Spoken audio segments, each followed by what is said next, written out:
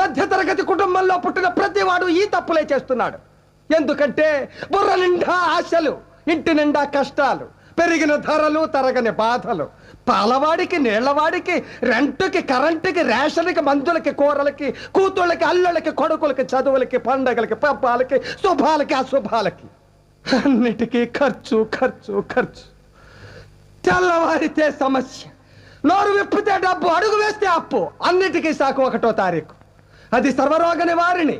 1వ తారీఖు అని 30 రోజులు ఎదురు చూస్తాను సార్. చివరికి అది ఇలా వచ్చి అలా వెళ్ళిపోతుంది. వరద బాధితులను ఆదుకోవడానికి హెలికాప్టర్ వచ్చి వెళ్ళిపోయినట్టు.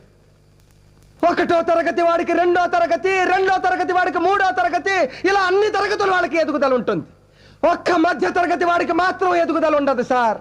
ఒక్కడు రెక్కలు ముక్కలు చేసుకుని సంపాదిస్తుంటే 10 మంది అడ్డగాడిలా కూర్చుని తినే దౌర్భాగ్య సాంప్రదాయం మారినంత వరకు మా మధ్య